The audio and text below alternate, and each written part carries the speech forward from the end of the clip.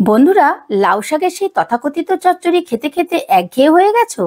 একটু ভিন্ন স্বাদের কিন্তু অত্যন্ত সুস্বাদু কিছু রেসিপি বানিয়ে খেতে ইচ্ছে করছে? তাহলে আজ আমার মায়ের হাতের এই ভিন্ন পদ্ধতিতে বানানো লাউ শাকের রেসিপি বানিয়ে পরিবারের সকলকে খাইয়ে দেখো। প্রত্যেকে আঙুল চেটে খাবে আর প্রতিবার ঠিক এইভাবেই লাউ শাক রান্না করতে বলবে। নমস্কার বন্ধুরা, আমি সঞ্জু। আজকের রেসিপি লাউ শাকের ডাল মাখানি, আর সঙ্গে থাকছে অনেক টিপস অ্যান্ড ট্রিক্স। ঠিক আছে, তাহলে তোমরা দেখতে থাকো রেসিপিটা আমি ঠিক কিভাবে করছি। রান্নাটা করার জন্য আমি এখানে বেশ খানিকটা টাটকা লাউ শাক আগে থেকেই ভালো করে ধুয়ে এরকম ছোট ছোট করে কেটে নিয়েছি। আর লাউ শাক তো তোমরা প্রত্যেকেই রান্না করতে জানো, কিন্তু আজকে আমি আমার মা যে পদ্ধতিতে রান্না করতেন আমি ঠিক সেইভাবেই রান্না করব। তাই রান্নাটা অবশ্যই স্পেশাল। তোমরা পুরো ভিডিওটা দেখো। এবারে রান্নার জন্য আমি একটা স্পেশাল মশলা তৈরি করে নেব। তার জন্য আমি নিয়ে নিয়েছি বেশ খানিকটা কাজু বাদাম, নিয়ে নিচ্ছি 2 চামচ চারমগজ, নিয়ে নিচ্ছি 2 চামচ পোস্ত।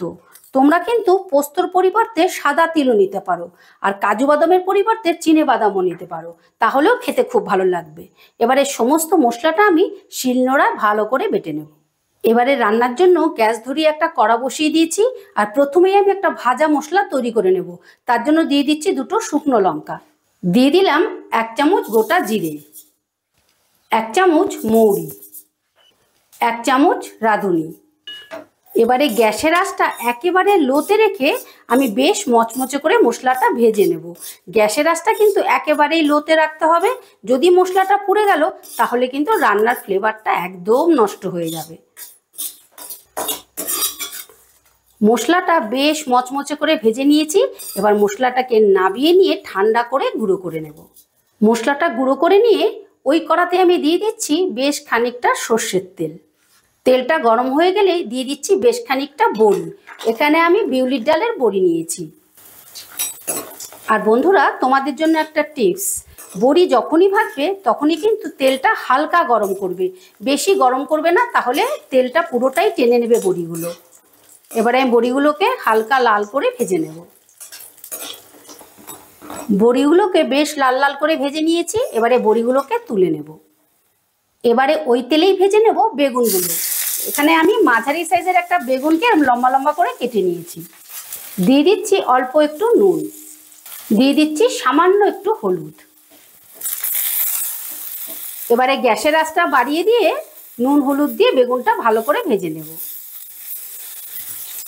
বেগুনটা ভাজতে ভাজতে তেলটা একেবারে শুকিয়ে গেছিল, তাই অল্প একটু তেল দিয়ে বেগুনটা আমি লাল লাল করে ভেজে নিয়েছি। এবার বেগুনগুলোকে তুলে নেব। এবারে ওই তেলেই দিয়ে দিচ্ছি ফোড়ন। ফোড়নে দিচ্ছি 2টো শুকনো লঙ্কা, দিয়ে দিচ্ছি ছোট চামচের 1 চামচ 5 ফোড়ন। ফোড়নটা একটু নাড়াচাড়া করে নেব। ফোড়নটার থেকে যখন একটু মিষ্টি গন্ধ বেরোবে তখনই বুঝবে যে ফোড়নটা ঠিকঠাক হয়েছে। ফোড়নটা ভালো মতো ভেজে নিয়েছি। এবারে দিয়ে দিচ্ছি আলু। এখানে আমি মাঝারি সাইজের 2টো আলুকে এরকম লম্বা লম্বা করে কেটে নিয়েছি।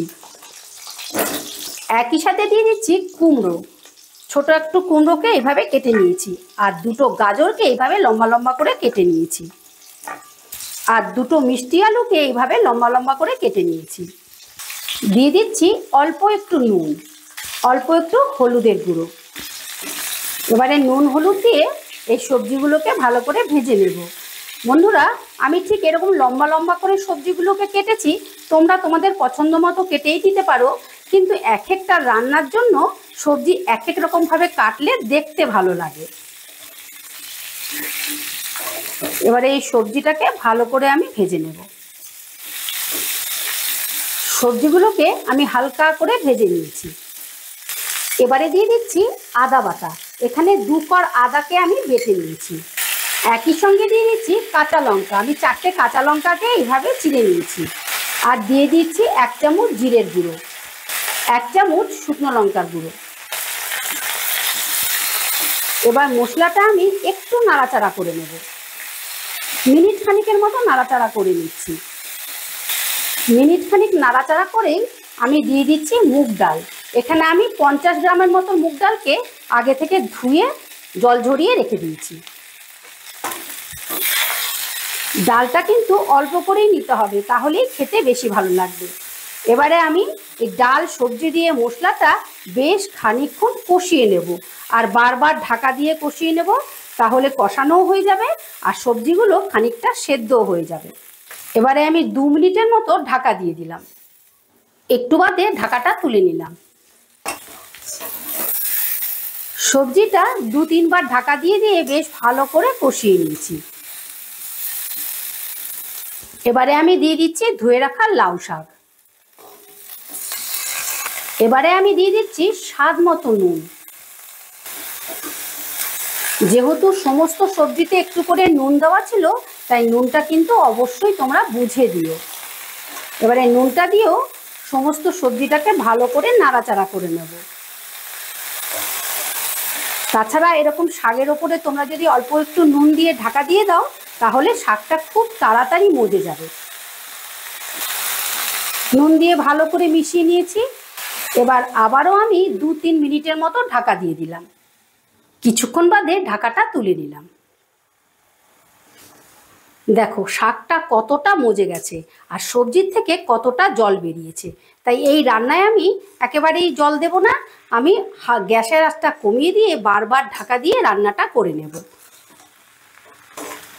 সবজিগুলো 70% মতন সেদ্ধ হয়ে গেছে, আর অল্প একটু সেদ্ধ করলেই রান্নাটা হয়ে যাবে। এরকম নাড়াচাড়া করে করে বারবার ঢাকা দিয়ে রান্নাটা করে নেব। আর তোমরা খেয়াল রেখো ডালটা যেন একেবারে গলে না যায়, ঠিক এরকম দানা দানা থাকে, তাহলে খেতেও ভালো লাগবে আর দেখতেও ভালো লাগবে। এবারে আবারও আমি 2 মিনিটের মতো ঢাকা দিয়ে দিলাম। একটু বাদে ঢাকাটা তুলে নিলাম।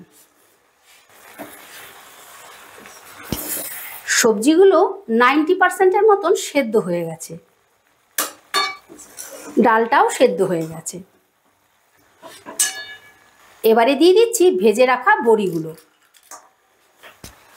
একই সঙ্গে দিয়ে দিচ্ছি ভেজে রাখা বেগুনগুলো, আর দিয়ে দেব কাজু, চারমগজ আর পোস্ত। এবারে টেস্টের ব্যালেন্সের জন্য দিয়ে দিচ্ছি 1.5 চামচ চিনি। এই রান্নাটা কিন্তু একটু মিষ্টি মিষ্টি হলেই খেতে বেশি ভালো লাগবে।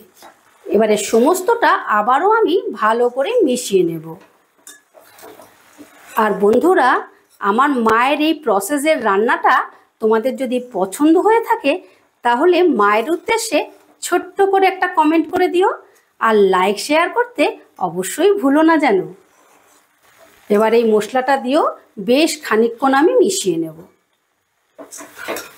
বাটা মশলাটা দিয়েও আমি মিনিট 2 নাড়াচাড়া করে ভালো করে রান্না করে নিয়েছি। এবারে আমি গ্যাসটা অফ করে দিলাম। ওপর থেকে দিয়ে দিচ্ছি বেশ খানিকটা ধনেপাতা, আর দিয়ে দিচ্ছি গুঁড়ো করে রাখা মশলাটা।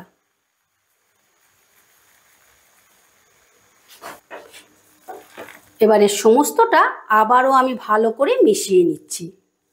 আর এই গুঁড়ো মশলাটা দেওয়াতেই কিন্তু ফ্লেভারটা আরও বেশি ভালো হয়েছে।